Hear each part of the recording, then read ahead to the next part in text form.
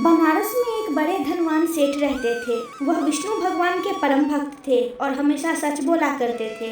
एक बार जब भगवान सेठ जी की प्रशंसा कर रहे थे, तभी माँ लक्ष्मी ने कहा, स्वामी, आप इस सेठ की इतनी प्रशंसा किया करते हैं, क्यों न आज उसकी परीक्षा ली जाए और जाना जाए क्या वह सचमुच इसके लायक है या नहीं। भगवान बोले, ठीक है, अभी सेठ गहरी निद्रा में है, आप उनके स्वप्न में जाएं और उनकी परीक्षा ले लें।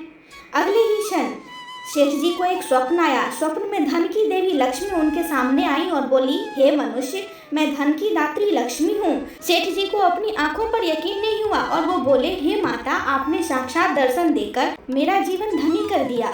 बताएं, मैं आपकी क्या सेवा कर सकता हूँ। लक्ष्मी बोली, कुछ नहीं, मैं तो बस इतना बताने आई हूँ कि मेरा स्वभाव चंचल है और वर्षों से तुम्हारे भवन में निवास करते करते मैं ऊब चुकी हूँ और यहाँ से जा रही हूँ। सेठ जी बोले, मेरा आपसे निवेदन है कि आप यहीं रहें, किंतु अगर आपको यहाँ रहना अच्छा नहीं लग रहा है तो भला मैं आपको कैसे रोक सकता हूँ। आप अपनी इच्छा अनुसार जहाँ चाहे जा सकती हैं।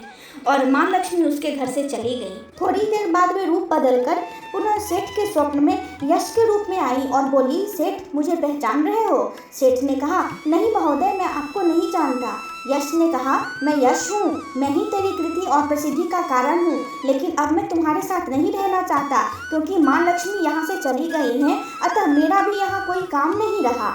सेठ कहते हैं, ठीक है, यदि आप जाना चाहते हैं तो वही सही। सेठ जी अभी भी स्वप्न में ही थे। उन्होंने देखा कि वह दरिद्र हो गए हैं और धीरे धीरे उनके सारे रिश्तेदार व मित्र उनसे दूर हो गए हैं।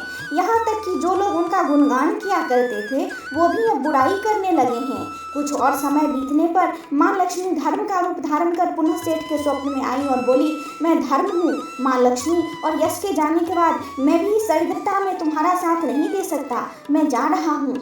सेठ ने कहा, जैसी आपकी इच्छा, और धर्म भी वहाँ से चला गया। कुछ और समय बीत जाने पर माँ लक्ष्मी सत्य के रूप में स्वप्न में प्रकट हुई और बोली, मैं सत्य हूँ। लक्ष्मी, यश और धर्म के जाने के बाद अब मैं भी यहाँ नहीं रहना चाहता। ऐसा सुन सेठ जी ने तुरंत सत्य के पांव पकड़ लिए और बोले, हे महाराज, मैं आपको नहीं जाने दूंगा। भले ही सब मेरा साथ छोड़ दें, मुझे त्याग दें, पर कृपा करके आप ऐसा ना करें। सत्य के बिना मैं एक क्षण नहीं रह सकता। यदि आप चले जाएंगे तो मैं तत्काल ही अपने प्राण त्याग दूंगा। लेकिन तुमने बाकी तीनों को बड़ी आसानी से जाने दिया। सत्य ने प्रश्न किया, उन्हें क्यों नहीं रोका। सेठ जी बोले, मेरे लिए वे तीनों बहुत ही महत्व रखते थे, लेकिन उन तीनों के बिना भी मैं भगवान के नाम का जाप करते करते उद्देश्यपूर्ण जीवन जी सकता था। परंतु यदि आप चले गए तो मेरे जीवन में झूठ प्रवेश कर जाएगा, मेरी वाणी अशुद्ध हो जाएगी। भला ऐसे वाणी से मैं अपने भगवान की वंदना कैसे कर सकूंगा। मैं तो किसी भी कीमत पर आपके बिना नहीं रह सकता। सेठ जी का उत्तर सुन सत्य प्रसन्न हो गए और उन्होंने कहा, तुम्हारी अटूट भक्ति ने मुझे यहाँ रुकने पर विवश कर दिया और मैं यहाँ से कभी नहीं जाऊँगा। और ऐसा कहते हुए सत्य अंतर्धान हो गए। सेठ जी अभी भी निद्रा में ही थे। थोड़ी देर बाद स्वप्न में धर्म वापस आया और बोला, मैं अब तुम्हारे पास ही रहूँगा क्योंकि यहाँ सत्य का निवास है। सेठ जी ने प्रसन्नतापूर्वक धर्म का स्वागत किया।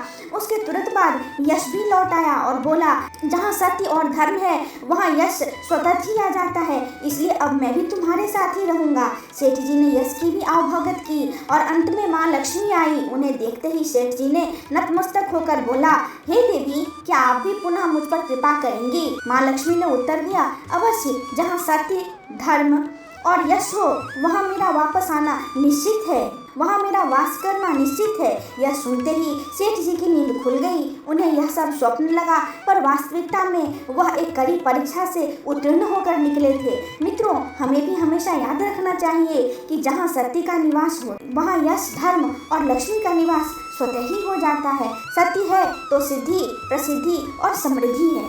दोस्तों, आपको मेरी ये कहानी कैसी लगी मुझे कमेंट में ज़रूर बताएं और चैनल को लाइक, शेयर और सब्सक्राइब करना न भूलें। धन्यवाद।